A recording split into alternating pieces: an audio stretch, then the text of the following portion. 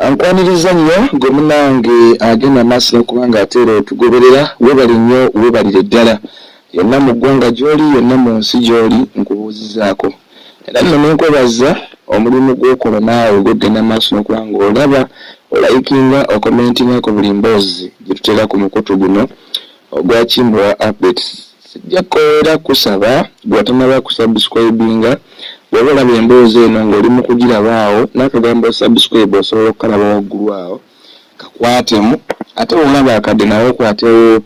okagye mu personalized okateeke mu all. Kijja kutuyamba nze naawe okubeera nga tugenda maaso n'amaanyi gajja kutweyongera okunoonyezanga content bw'ati osobola okuba nga omulaba. Kakomenti nako kateekawo ate era ne ka like nako okakwatako n'okusharinga osobola okuba nga osharinga osobola okuba nga ate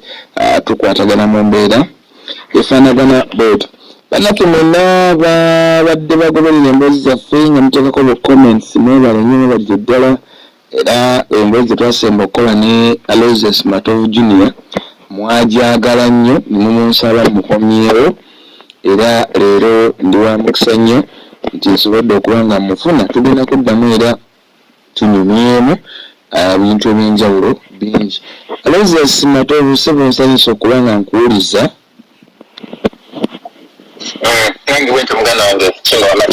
Nkukomezaawo lwa nsonga ziringa 2-3. Ensonga esoose nti abantu babadde bakusaba babadde bakubuuza ebintu byetwakola babyagala then ekyokubiri nti oli informed oli omu ku bantu abali informed kugamba oba n'amawulire ali informed sisobola kubuusa maaso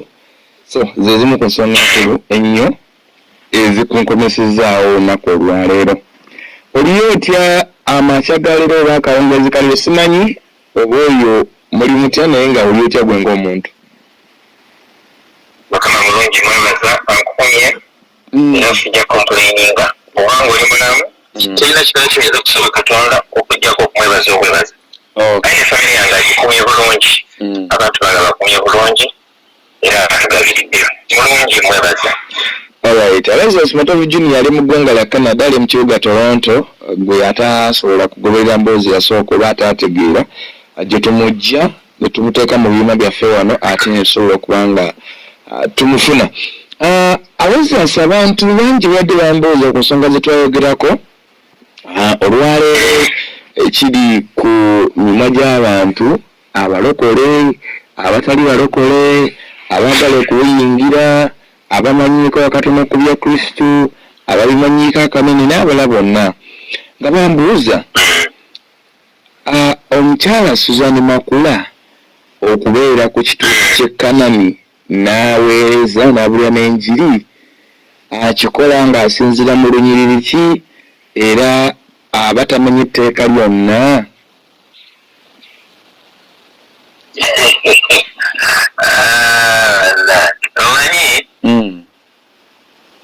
Sitani kalokoka kanjeddemu mugategeera olunya sitani kalokoka ne bwayimba ennyimba ezitendeza Katonda ye tasobola kukola ki tasobola kulokoka. Ekyokubiri Suzanne Makula mu ye alinamu ekigamba nti nteeka okutuula n'enzijula era n'embukala mu kifo kya Teddy Naluswa Bugingo. Byonna byeyakolanga ku Kalani oba byeyakolanga ku Bativale nteeka okubikola oba ntya oba ntya. Kati oli ojja kubuuza mukazi nabaki oba muntu nabaki asanyukira amaziga ga munne okulekawo nga Suzanne Makula tugamba nti no maybe emabega eyo Mukyala Bugingo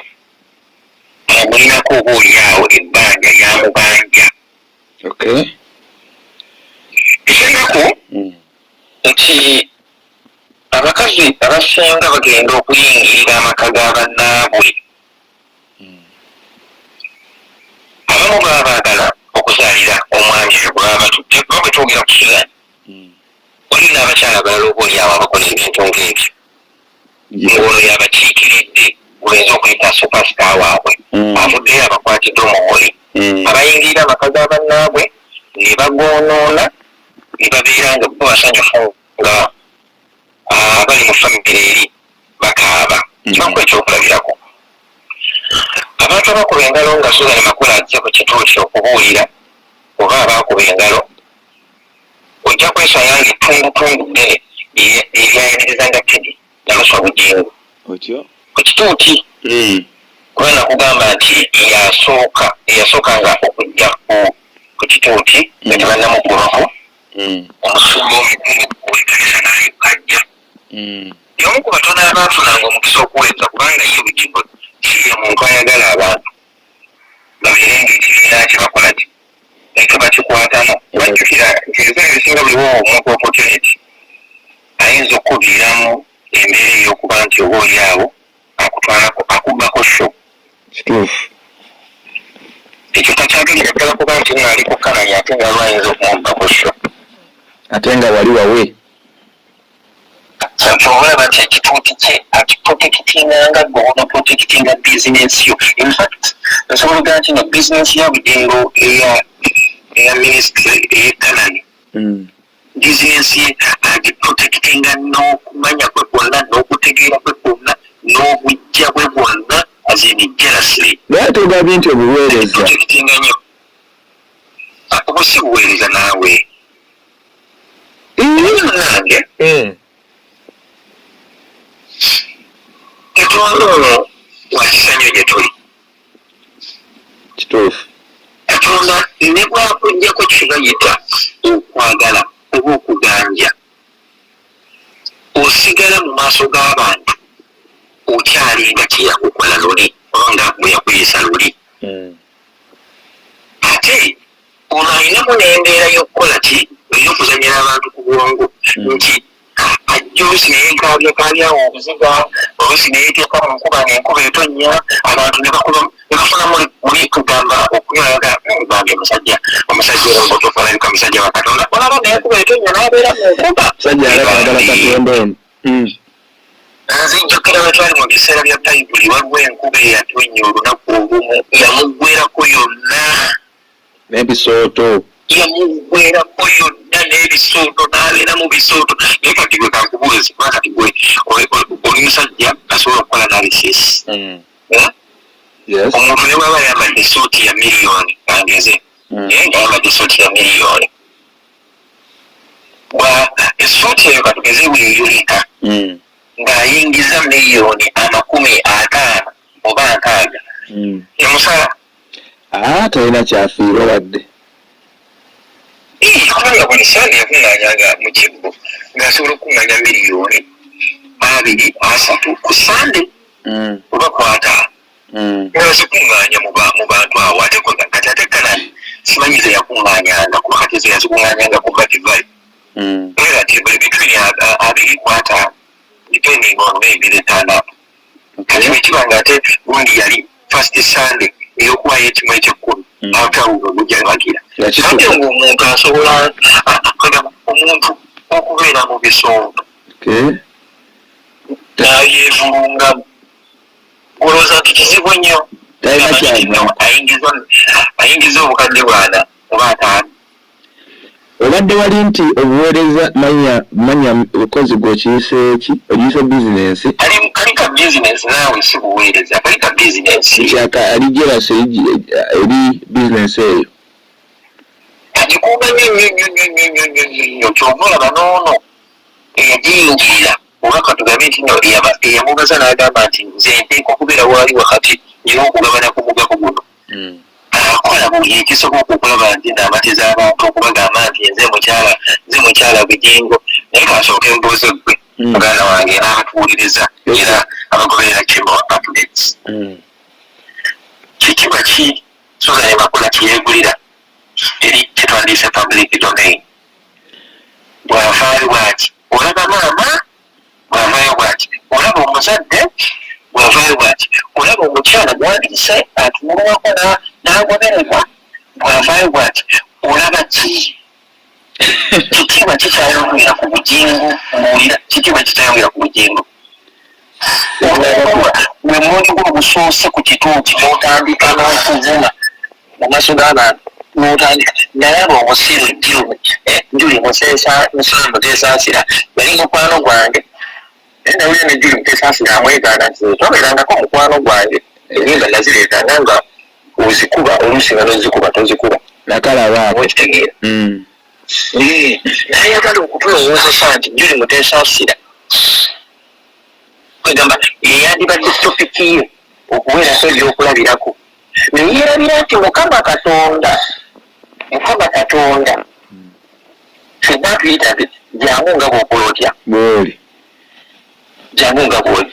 mukama katonda tanoonya batuukirivu naye ate mukama katonda akondeninga nnyo omuntu amanye ekintu ekirungi oba ekituufu naye n'asalawo okulonda kibi kati nga yenyini ekiyo ne bakola byakola n'oyingira mu famire ya bugingo ng'ayina omwana omukulu gw'otuuse n'okuzaala ayina omulala ayina akaana akato kuwandiisa akaana ak'ekyamagero akalenzi omwana ayina omwana omuto gwe yali kazadde emyaka 5 kati nosalawo n'oyuzaayiza famire y'omusajja n'abeera nga tasobola kusisinkana baana be originally tasobola kulaba mwana we tasobola kugereziganya na maama w'abaana be tasobola kwogereziganya n'abaana be ebintu ebyo nabindiranga mu firimu ebimu nabiraba mu mizannyo oba omuzannyo baguyita omukazi mukasebo wali gwa mulago theatre kings kyanakuba naye kyanaku nnyo nti n'abantu abatuwuliriza generation gye tulimu tesobodde kulaba ku mizannyo gino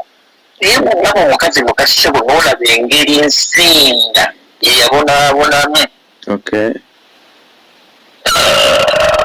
wabona omuzannyo mulala noguzanyako baguyita agaali amakula omuntu yenna ayagala okutegeera kye bayita famire agaali amakula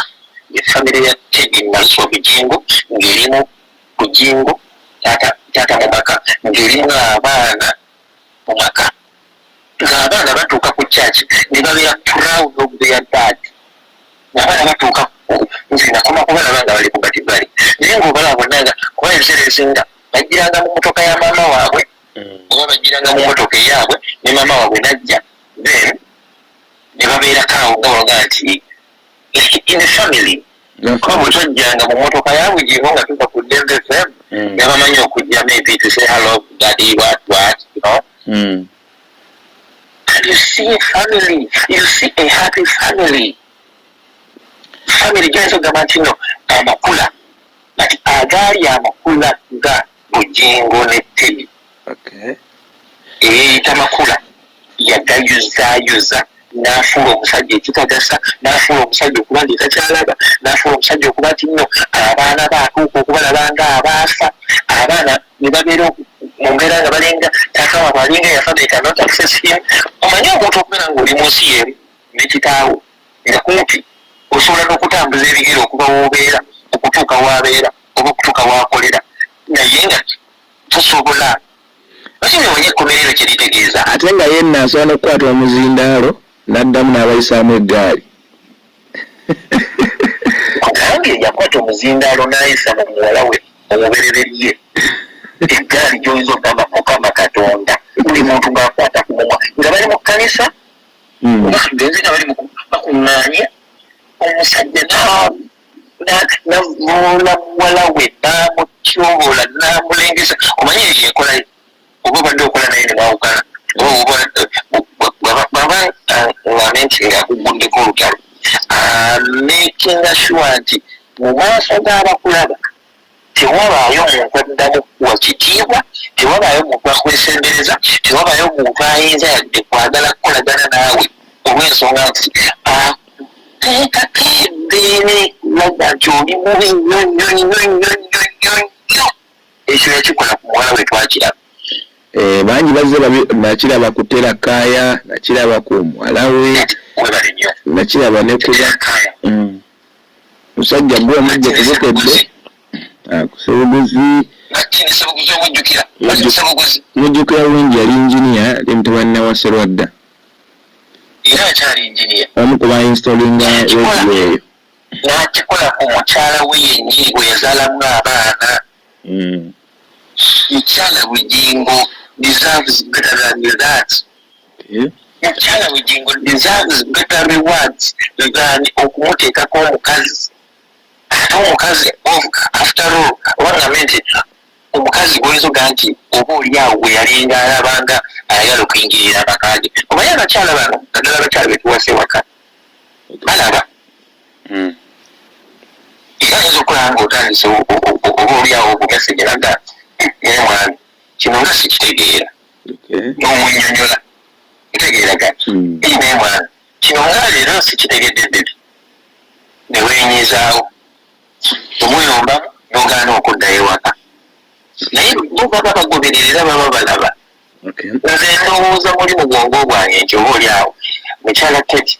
ensonga ya Bugingo ne Makula ayinza okuba yali agitegeera dda nendowooza olutalo lwe naalukwasa Katonda asirika ntunuulira omukazi oyo Makula nga mulabira ddala nga sitaani abadde mu bulamu bwa Teddy banga byonna era Mukama nsonyiwe bwema kino nkirowooza buli naye ndowooza nti n'embeera ya Teddy okuba nti nno mu maaso ga bbaawe yali afuuse ekyenyalwa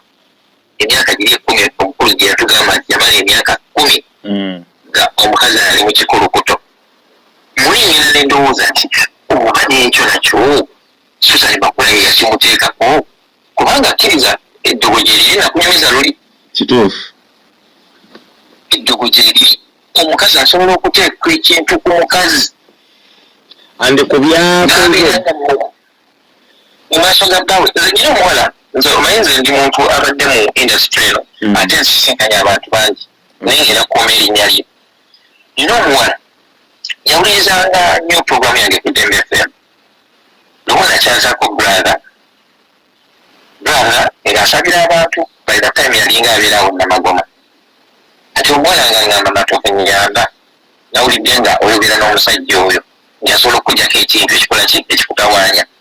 omwana ne mubuuza buzibu bwo ki naye asobola kikugamba naye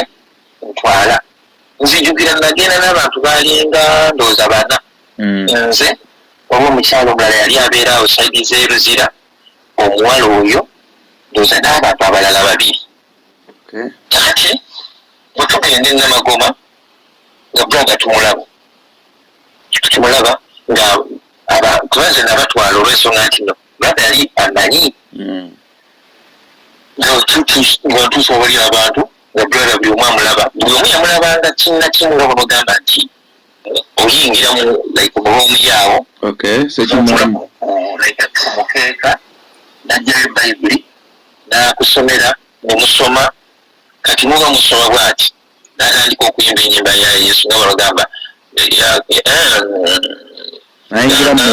muliro gwa Yesu gwake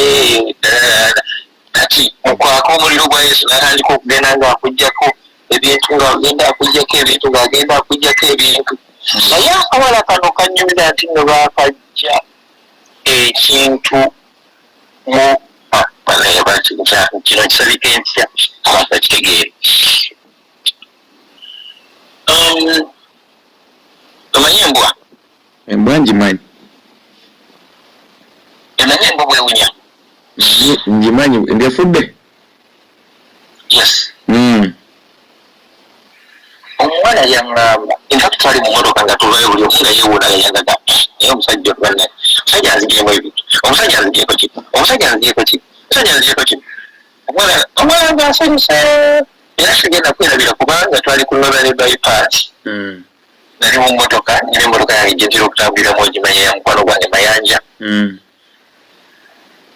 tuba tuli ku Northern bypass nga tunatera okumudropinga n'abagana naye mwe mwogera naye mumanyi ekimbaddeko ntyo n'atugamba omusajja anzigye okugulu okuvundu wansi mu bitundu byange ebyekyama okwembwa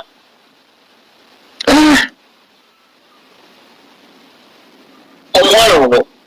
bwe twayawukana mu mmotoka n'angamba Matovu mbadde nyina byesosobola kugamba nga tuli mu mmotoka naye n'angamba nti buli musajja gwe mbadde nfuna ekibadde kimutwala nga sikimanyi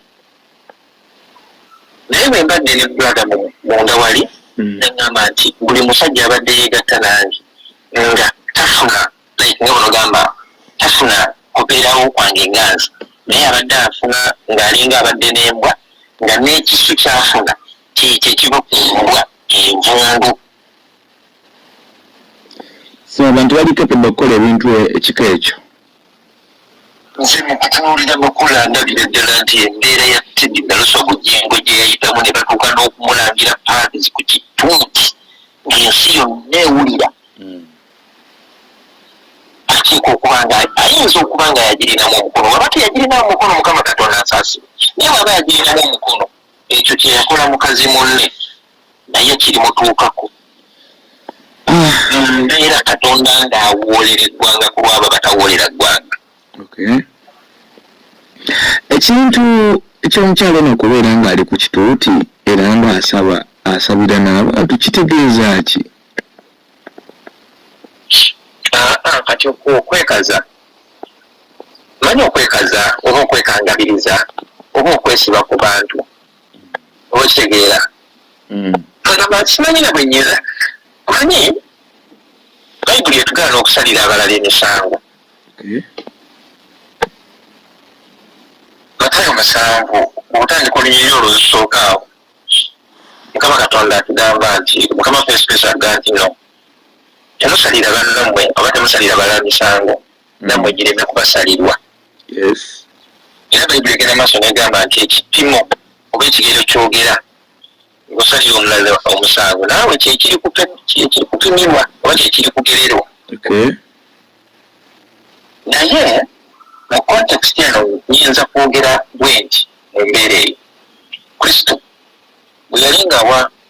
abatume be oba badisciples be obuyinza yabuwa ffenna era yatuwa obuyinza era naawe mati nsobola okukwata bayibuli n'ogenda n'obuulira ekigambo kya Mukama Katonda abantu ne bakwatibwako okuwona kw'omuntu kuva mu kukkiriza tekuva mu pasita. Osobola okusanga omukazi ku kkubo ng'atambula nga talina nawe yali asomeddeko mu Bible studies n'akugamba Mukama Katonda akuwa omukisa era n'ogufuna nga tamanyi gy'olaga olw'okukkiriza kuba tosaza omuntu gw'otamanyi oba gw'otalabanga kunogamba Mukama Katonda ng'omukisa gw'omukyalo ono gwansabidde okukkiriza kwo osobola okufuna omukisa mu ngeri mu bw'endala era Makula asobola okuyimirira mu maaso g'ekituuti n'alugira ebigambo bye tutegeeragana era bibirikale nyiza okugamba nti ebirungi 10 ku 10 akkirizibwa oba atendekeddwa oba tatendekeddwa wadde nga Simon Peter yali Paulo omutume yagamba nti kyandibadde kirungi abantu abagenda okuyimirira mu maaso g'abantu batendekebwe basobole okuba nti no babeera ne kyetwandiise ensa nga bagenda mu maaso n'okuwulira ekigambo kya Mukama Katonda. Ate nziza ne Makula okuwulira ekigambo kya Mukama Katonda si kibi naye kakati kirina woonoddira obulalu olaba omulalu bano abalalu nga yagwedde aluka ku kkubo kakati oyinza okuddira omulalu n'omutikka kkeke y'obugole gyo yabagitwala ku mbaga ekisoboka ati kati kiringa balogamba nti omulalu akutta ekigambo kya Mukama Katonda akiwa abalamu kirani mulabire mu kifaananyi ky'omulalu omulalu atategeera bakuba nabo bagamba nti abeegwisa eddalu abeesuula eddalu naye omulalu gw'osanga kasasiro nga ali ku kasasiro omulalu kasasiro obulamu bwe bwonna bwa kasasiro kati n'okwata keeke y'omugole nonga nti keeke eno gyentwalire ku Kanani olaba ng'ebyo bibiri bikwatagana bajjajjaffe baabirabadde ne bagamba nti ensi bambi edibya mutere kakati gwe oyinza okuba nga olina mutere ng'omusibye bulungi nnyo omulampyanze bulungi nnyo abaguzi bonna bajja kujja bapake bagule olw'ensonga nti nno wasibye bulungi ekitereko ekyo anaagenda okutuuka ewaka kulaba nti nno mutere gwaguze aganaye kagenayo babuba buki naye kati engeri gye basibyemu Susan okumutuleetera okutuliisa ekigambo kya Mukama era okubanga y'omu ku basumba abali maini mu church nakyo kiyitebwa kirala kati tutongoza obwenzi ku kituuti ekiba tekitumalidde kati agenda kuwaako obujulizi Mukama byamukoledde tuwulire omuntu yonna atuwuliriza atuwulire agenda kuwa obujulizi bannange Mukama nebaza Mukama kubanga gyanzije wala nnyo munnange nali embeera eyo mundeeba akati bwe nali mundeeba ndi ku reediyo ya Pastor Serwadda Pastor Serwadda no yakolanga ne Pastor Bijingo omwami wange mukubire Mukama engalo ez'abaana owulira kakati munnange bankyali eyo nakinyisa obugezi nakitanaŋŋamba tukoze social media jangu nenyera ku social media awanna obujulizi so that abantu bawulira testimony ye basobole nabo okukolaki okukyuka kandi mbandi ku social media unayenga omukulu tanneegomba kubirenga n'omukama omuyagala ekyamagero kyo kubirenga Mukama engalo ez'amaanyi unanga omusumba nga nneegomba naye omusumba ono yali alina abaana ng'alina amaka ng'alina ne mukyala we naye mukama yaleeta ekyamagero n'amuziba amaaso nga takyalaba mukyala we n'asiba amatu nga takyalaba baana be n'agenda nangesu okubira Mukama engalo ez'amaanyi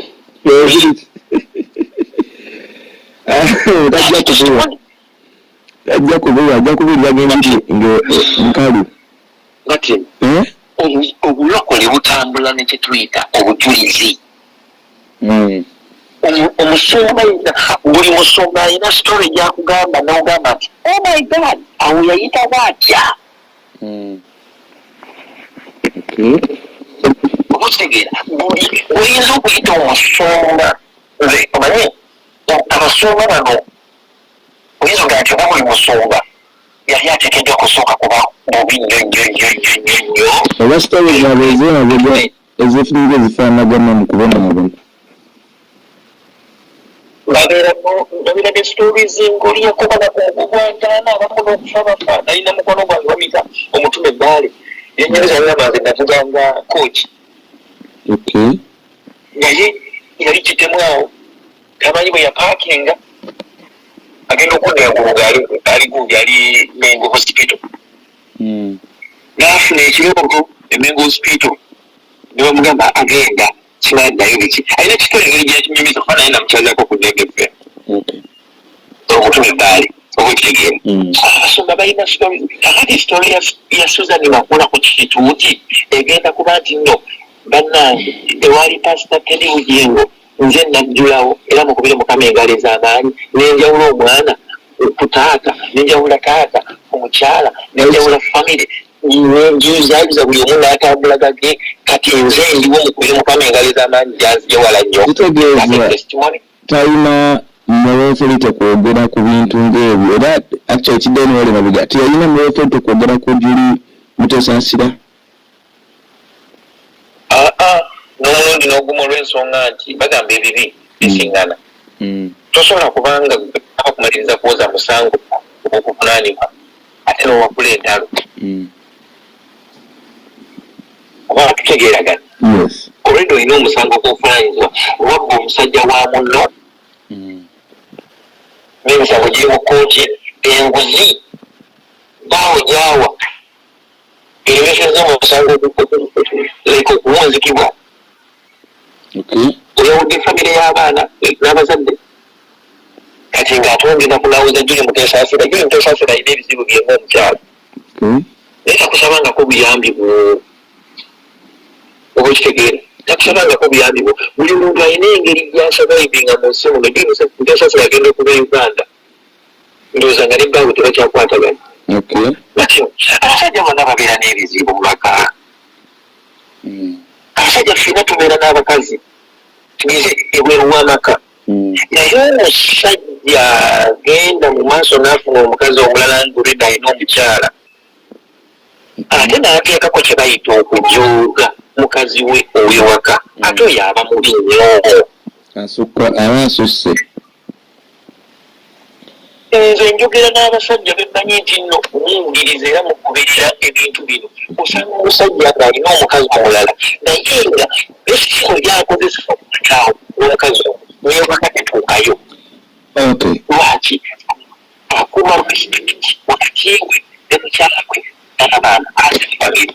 tayagala na mukazi ono amanye nti nowaliwo ekigenda mu maaso naye olwokuba ayagala okulaga ensi nti nawamba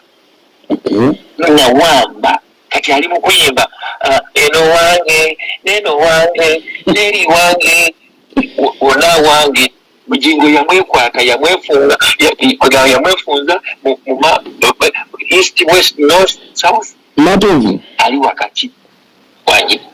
omukyala kanzire ku pasita olowooza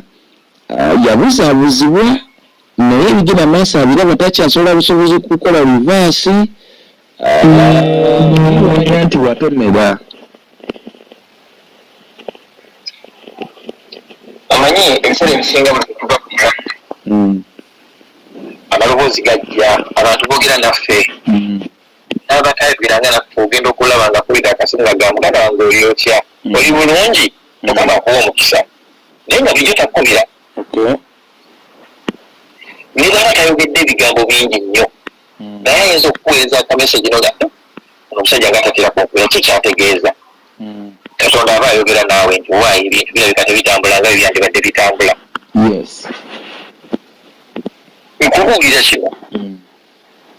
nsuubira waliwo abantu abayogerako ne bugingo ku nsonga ya Suzan Makula ne Ted nga bwe byali.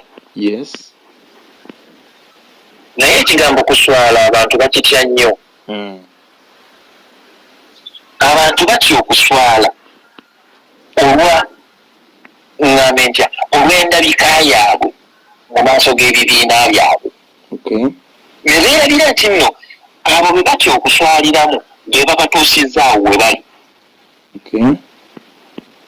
Bugingo atya okuswala mu maaso g'ekibiina ku Kanani olw'okuba nti atuuza abantu 1,000, 2,000 oba 1,000 ku Sande atya okuswalira mu maaso g'abantu abo ne yeerabira nti abantu abo be bamugulira emmere gyali ewaka be bamutera airtime ku ssimu gy'akozesa be bagulira Suzan empale z'ayambala be bagulira Suzan mekapu gw'ayambala be bagulira Bugingo emmere gy'alya buli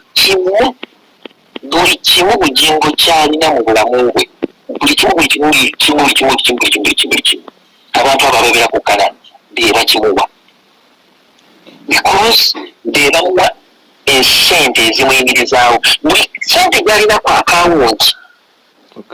evudde mu kibiina ekyo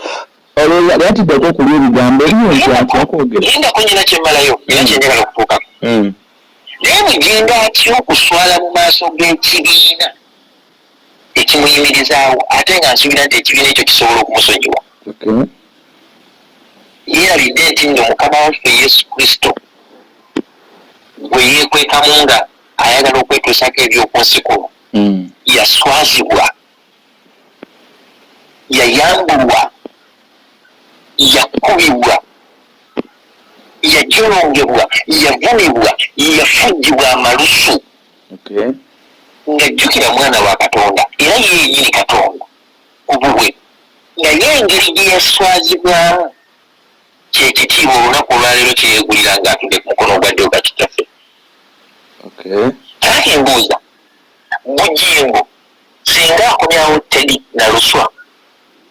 ku Kanani omanyi ekitiibwa kyasobola okuyegulira ng'omuntu eyeekubye mu mutima neyeenenya. Naye okimanyi nti Bugingo alina okuddamu okwatula nga bw'atera okwatuza banne bw'oba wasilayidinga kimala bw'oba wakola backslidinga atera nnyo okozesa ekintu ekyo nga saavisi ewedde bw'oba backslidinga jangu okimanyi nti yabackslidinga n'abackslidinga emirundi alina okuddamu ayatule mu maaso g'abantu ng'ensi ewulira agambe nti nze Bugingo aloziyo neetwalira Kristo ng'omulokozi wange Sitaani mweganye n'ebikolwa bye byonna kuba kati Sitaani asula naye mu nnyumba sitaani bidimu ne sitaani kati baligwamu tatula ku kijuliro kyekimu kuba ebintu byonna byakola bya sitaani. Obwenzi bwalimu bwa sitaani. Katonda tayagala bwenzi. Embeera embi zateeseza abalala okufa, embeera embi zateeseza abalala okugwa, embeera embi zateeseza abalala okubonaabona, embeera embi zateeseza abalala okutabeera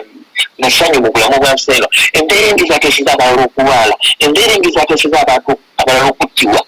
Ebyo byonna bikolwa bya sitaani. Kuba sitaani yajja okuba okutta n'okuzikiriza. Kibi nnyo okubuulira ebigambo ebyo naye nga gwe tobyebuulirira. Omukitegeera kyenkunyonyola. Ekitegeeza mu Bayibuli neza mu Ssekabaka mu Ssekabaka ekyokubiri olw'omukaaga boogera ku baana b'abannabbi abaasuula embazzi, naye ekigambo ekyo kya mwoyo nnyo abasobola okubitegeera. Leke nga olina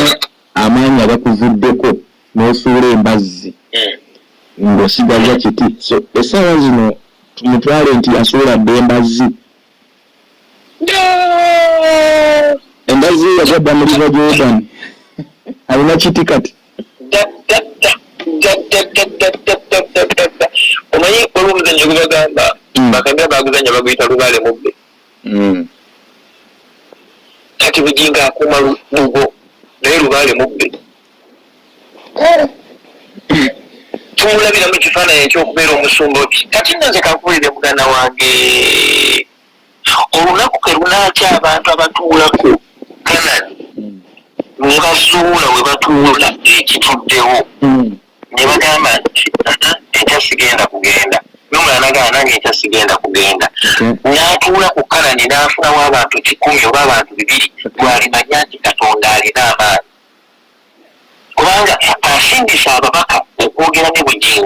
Bujinga akakanyadde, aganye okumenyeka, aganye okuwuliriza, aganye okwenenya.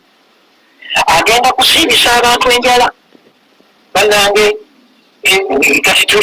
tulumbiddwa, baagala kutusuula, tulina okusiba ennaku 14 ezo ziggweko. Asibisa abantu endala ennaku mmeka?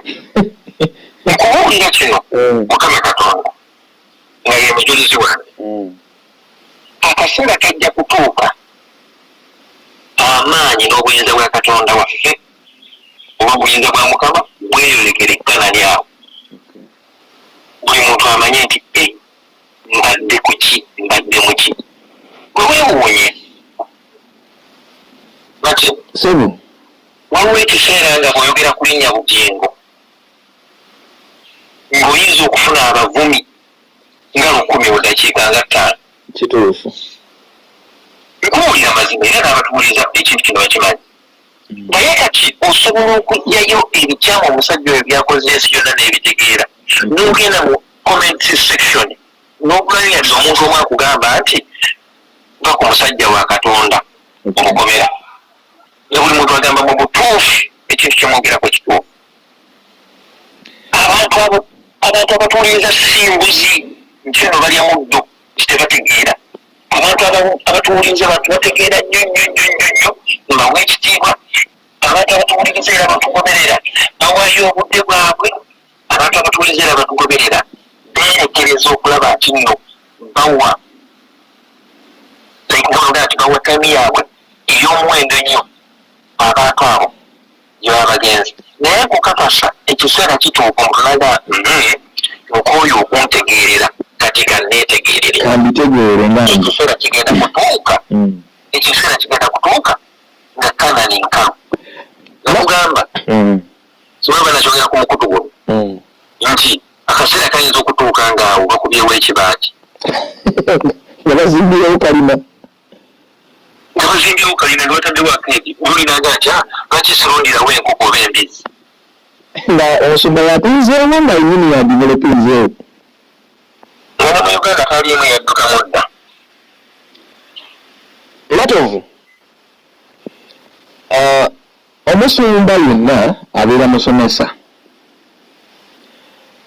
Simanyi oba mpulira bulungi. Omusumba yenna abeera musomesa ow'ekigambo kya Katonda. Ate era ekintu kyakozesa ye Bayibuli okusomesa nga buli kimu ekigirimu akisomesa talina kyabuukamu. ekyenjawulo kibeeredde lwasomesa ki lwasomesa kino. Musumba alina kati moral authority okusomesa ku bufumbo n'okuteekateeka naddala okuwasibwa oba okuwasa. Kyanaku nnyo yalumbanga omanyiye enjiri ye yakulumba enjiri ye ya ntalo. Yalumbanga omusumba Bugembe ng'agamba aganye okuwasa ekima biki mu mbeera bwekyo. Naye ebiseera ebisinga kakikanku ekyokulabira gasumba si mufumbo asobola okuwa guidance ku bufumbo oyinza butabikkiriza. Ekyo kirungi. Father Kiri mufumbo si mufumbo oba si mufumbo naye asobola okuwa guidance ku bufumbo. Asobola okuwa bidunga. Lwaki? Yatendekebwa mu ekyo. Webale nnyo bakubikyonywa naye nga tekitamiiza okiba kitamiiza faako obubanga buva mu state line eyokutegeera. Kati omuntu alina moral authority okwogera ku kintu kyateetabaamu yoyo yakitendekebwamu ate nga yasalawo oba yakkiriza okugondera oba okugendera ku mateeka ag'ekyo kye yayingiramu okusobola okwogera ku buli mbeera yonna mu nsi wadde mutuuseeko butereevu wadde agisomyeko obusomi baba bagimusomesaako obusomesa kubanga ate ye agatta abafumbo agakiini. Enkula nungi era asobola okwogera ku bufumbo bwevu 100% authority. Bugingo, he has no moral authority to talk about marriage.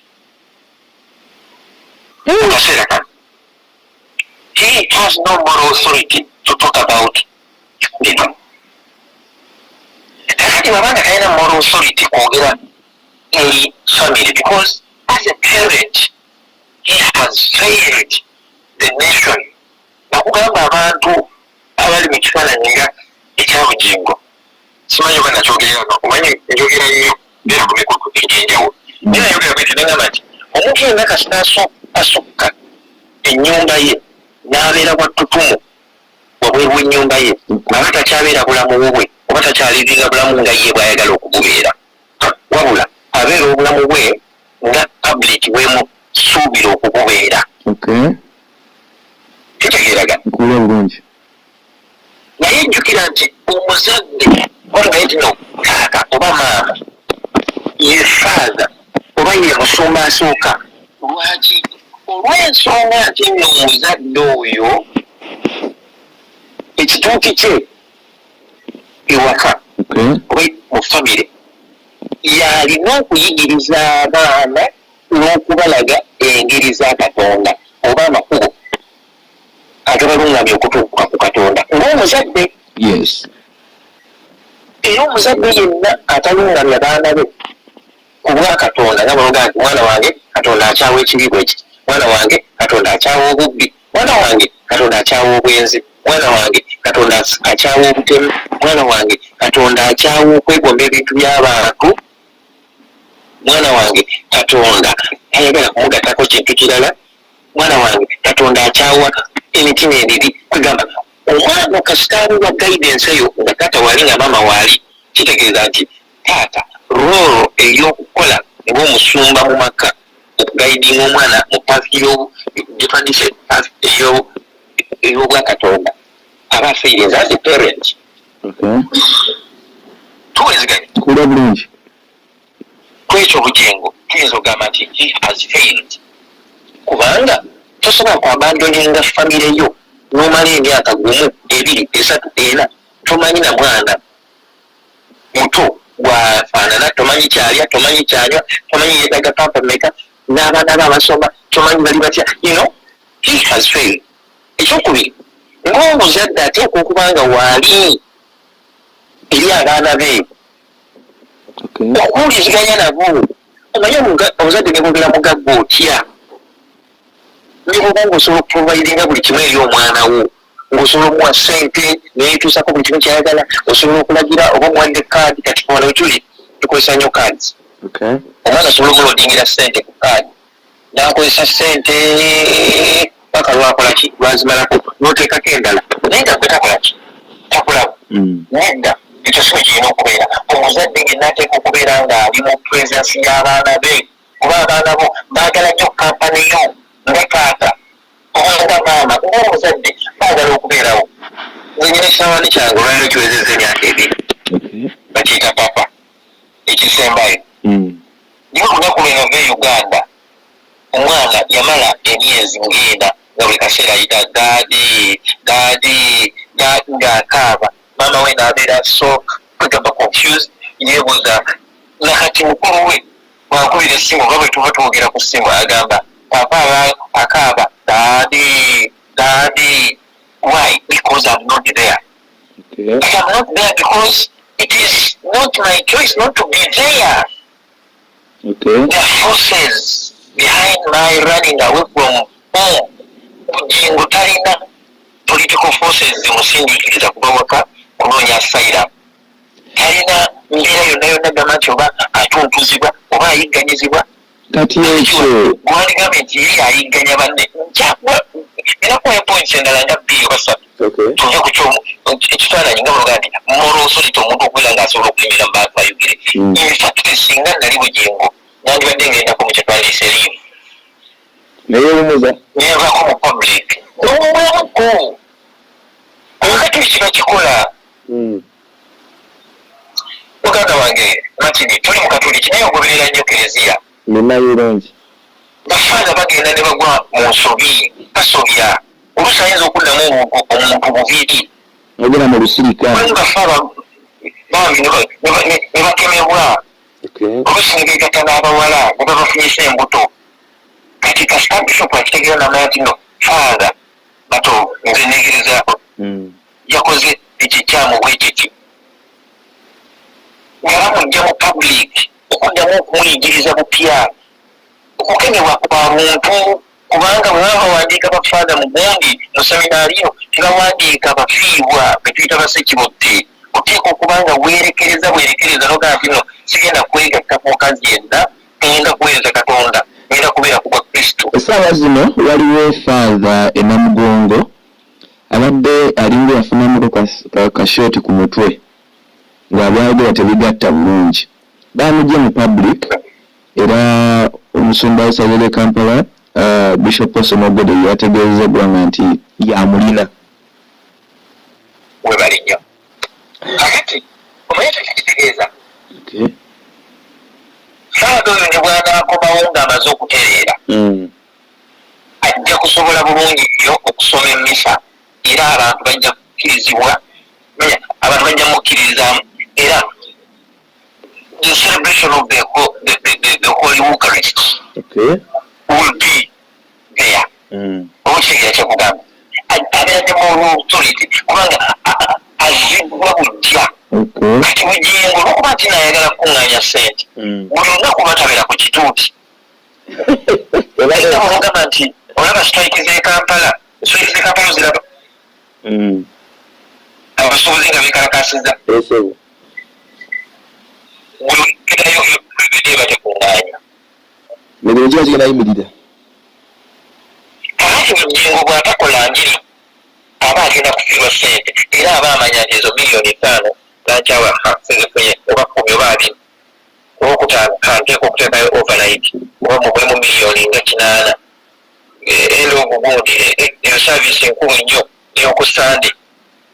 nja kuŋŋaanya miliyoni 10 bw'atakola saavisi okumala omwezi mulamba nga tali ku church ayinza okufuna obukadde nga 5 kati oteeka okubanga weewaddeeyo nnyo okuweereza katonda okugamba nti nno bino byonna ssente nyumba bakyala biki byansi kubireka byakuleka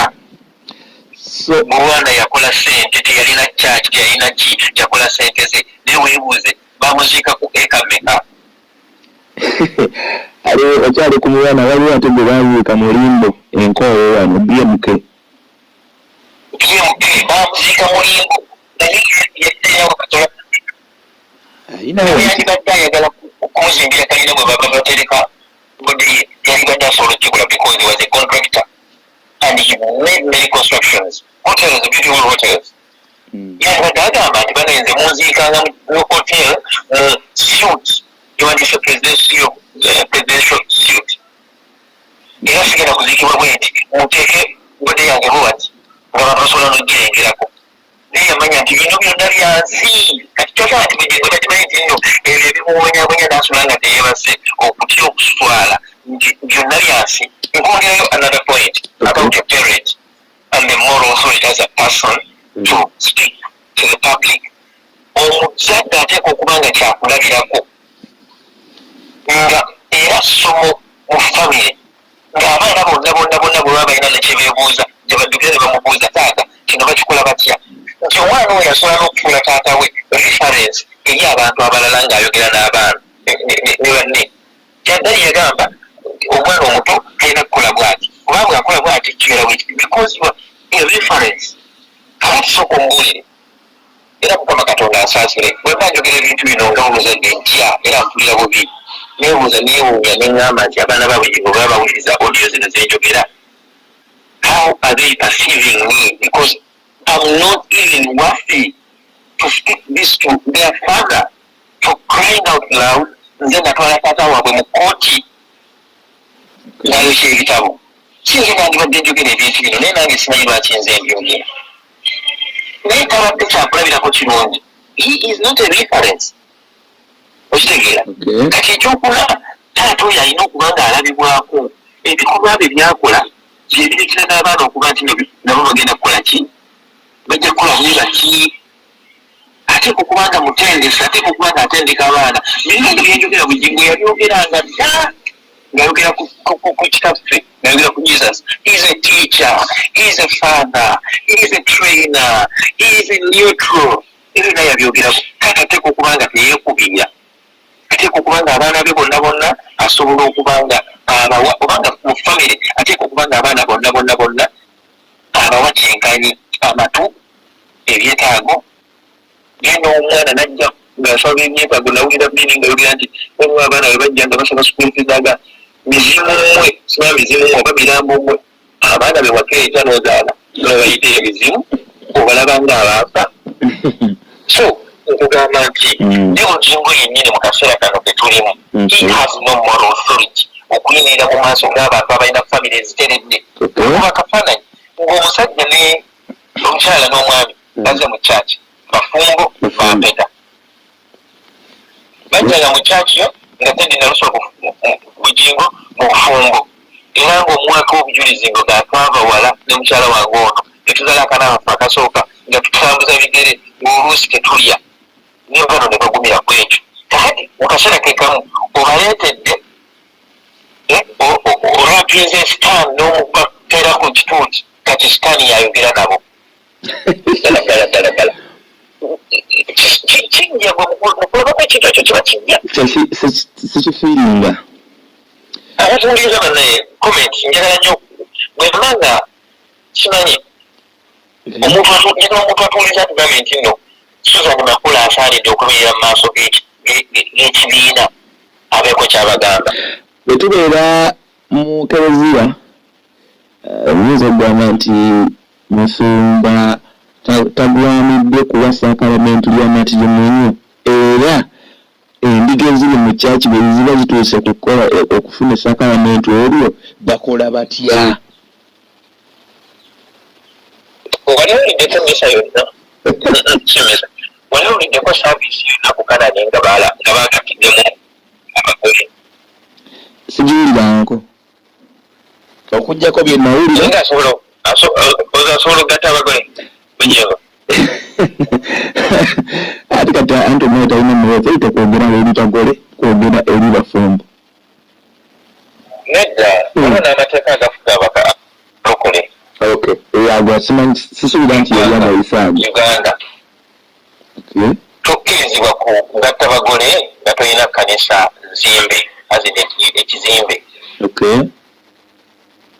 Kati ekibiina kya Bujingo kiri mu tenki. Oba kitegeera kiti ate kino kyenjogera sikyogera mu bubi siyogera nti nzivoola. Naye kyengamba nti abantu bakuŋŋaanira mu tenki. Yes. Kati takkirizibwa amateeka ga Uganda tegamukkiriza kugatta. Kyova olaba nti ekintu ye kyatakola nze nga amateeka tegamukkiriza kikola aba akivumirira. Ekyekwekamu avumira kivumirire. Ekintu kyatasobola kwafoodinga mu kaseera ako aba akivumirira akutuuse mu mbeera naawe ekikwekamya akirina. Ojjukira bwe yali nga akyali ku Bativale ng'ali mu theatre nga mwasabira kubanga asabira ku premises za Bativale. Yali mupangisa ng'apangisa ku Afritalent. Afritalent be baali ba landlord oba ba sub landlords. Nejjukira nti bo ku weekend babanga balina okuzannya emizannyo. Kati ng'akuba nnyo services z'abalokole banne ezaawanvuwanga beyond ssaawa 7. Oba kitegeere naye lwakuba nti mu kaseera ako we yalinga asabisa ng'alina okuva ku kituuti ssaawa 7. Bali bategeka ate ebintu ebirala. Oba kitegeera kati nga bano abalala abakuba obeera otya n'abantu ssaawa 7, 8, 9, 10 omukazi yazze alina okuddayo afumira ebbaawe oli naye awo omusajja agenda okudda ewaka tewali mmere omukazi bamubuuza kiki ng'ova kusaba kati awo oba ogatta maka oba ogaawula ng'agalumirirwa kuba alina mukyala w'ettegi. Naye kati olwaliro ku Kanane saaviisi esobola n'ogenda ku ssaawa paka ssaawa 12 kubanga gali makaage teri amukwatako. Kitegeera gati. Yes sir. Ye okusanga bakuwandiika kitabo omuntu yenna awandiika ekitabo asobola omudiscouraginga. Olw'ensonga nti tannakutuuka ku level eyo ewandiika ekitabo naye lwana awandiika ekitabo nafuna mwoyo amukkiriza okuwandiika n'awandiika ekitabo ojja kulya bwawana abawandiisi b'ebitabo. Alonzo Matovu Junior. Magezi ki gwewa abalokole? Naye ati kati abalokole wandigambye nti magezi kigoowa abagoberezi oba bayita abagoberezi abagoberezi ba Pastor Bujingo ne Mami Susan. Kyagala kwogera ku bagoberezi ba Pastor Bujingo bokka njagala kuwa magezi gange gonna generale eri abantu abalowooza nti bulabanga omubaka wa Katonda simanyi kale twandete ekifaananyi bwe nti ekisooka Katonda ali mu ggulu ne mu nsi na buli wantu wonna. Katonda ali mu ggulu ne mu nsi na buli wantu wonna. Omuntu nga osoma Bayibuli bulungi nnyo simanyi oba osobola okumbikkulirayo olunyiriri olugamba nti balina kukusabira okusobola okutuuka ku byoyagala. Kuba Bayibuli yo yennyini egamba nti musabe munaaweebwa, munoonye munaazuula, mukonkone muliggulirwawo. Yes. Kakati kiwulirangayo lunyiriri lugamba nti mugende mubasabire ensala zammwe zinaawulirwa. Mugende mukolebwe muti lwaki bwe kubeera kusiiba osiiba wekka. Ate bwe kituuka nga bagamba nti bwe kituuka nga kusaba n'ogamba kasita nsabiraako. That is weakness ya nga bagamba ya buntu ate nga kiva mu butamanya. Kati nzezeeko okuyambako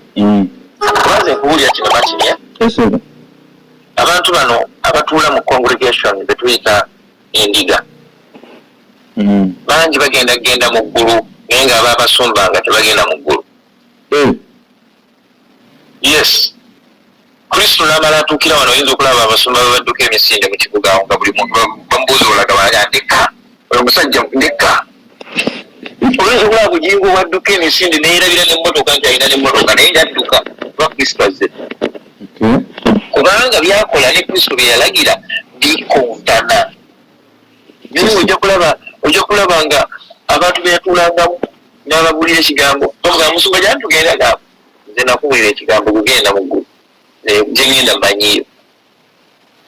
nti walokoka nti nalokoka genda. Abalokole bangi betwandiise kale by the way abalokole bangi bebabuulira ekigambo balokole okusinga bababuulira ekigambo kubanga bo bambi tebamanyi era kyobagamba kyebakola n'okukkiriza okw'amaanyi ennyo. So nze ndowooza nti buli mulokole oba buli muntu eyeyita omulokole yeeweeyo koliivu abeereko yekka mu nnyumba ye beerako ne katonda gwe wekka mu nnyumba yo. At least oyinza okugamba nze manyi okwewa piriyodi ne ngamba nti kansabekokko Zabbuli eya 5:1. Zabbuli eya 5:1 ogimanyi? Kakati njagala okuwa abalokole n'abatali balokole eddagala. Olina ekitabo ekitukuvu olina bayibuli kwata Zabbuli eya 5:1. Ate bw'obanga otandise assignment eno gye ngenda okuwa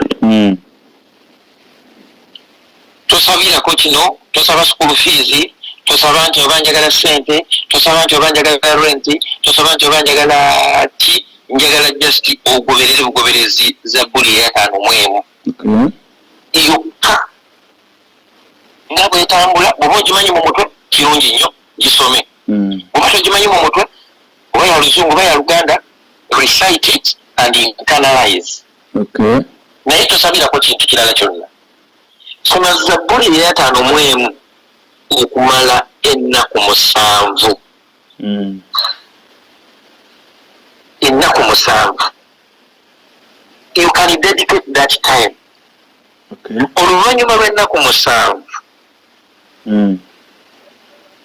oba neolkinaaba nti no ng'ennaku 7 tezinnaggwako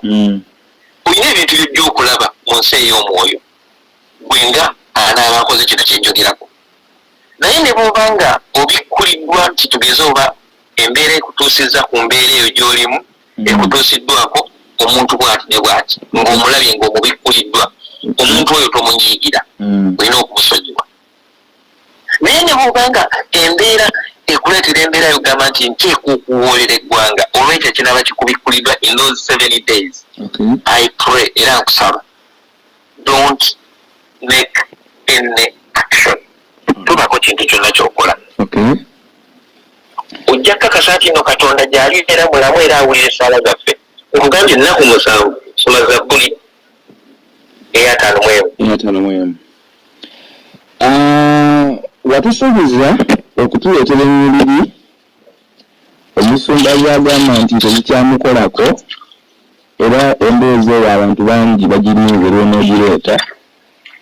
naye katukwongera okuwa obudde ogire ng'ate era ogiteekateeka. Kakati nno Martin oyinza okwewuunya olowooza nti puroguramu eyo nagyeragira era ngiteekateeka naye bwe nkugamba ennyiriri omukulu oyo zeyakakontana nazo oba zeyakatomera osaasira abatuwuliriza nga ziri mu kitabo ate kyaweererezaamu. Nkugambye okuva ku Genesis ennyiriri zino mweziri. Saagala tusomewo awo nga ndaba otandise tetusomawo tujja Genesis mweziri, mu Yeremiya mweziri, mu Leviticus mweziri, mu First John mweziri, mu Romans mweziri, mu Matthew mweziri, mu Galatians mweziri, mu Mark mweziri, mu Corinthians mweziri, mu Ezekiel mweziri, mu Mark mweziri, mu Revelation mweziri. Kitegeeza nti Bayibuli okuva ku ntandikwa paka ku nkomerero akontana nayo.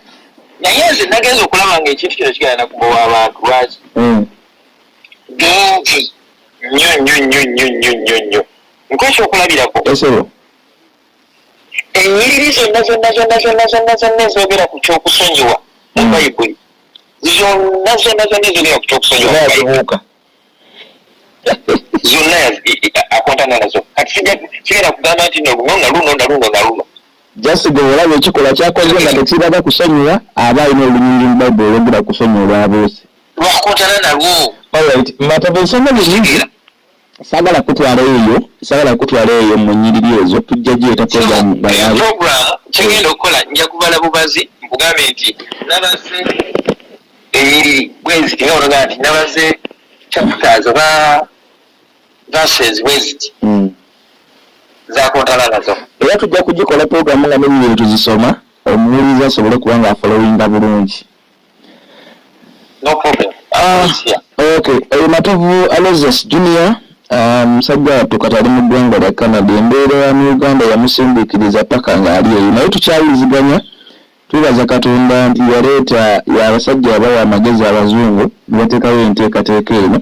netubeera nga tukyakuwuliza ssebo abebale nnyo okuba nga tuwuliziganya ate beebale kubanga n'ebintu byamu ebino okyabirimu era okyabigoberera ekyo kikulu nnyo kiyinza okusaba mwenna abalaba abandogoza musubscribinge muteekeko komenti zammwe mutulage nti mubiwuliriza era nti mubifollowinga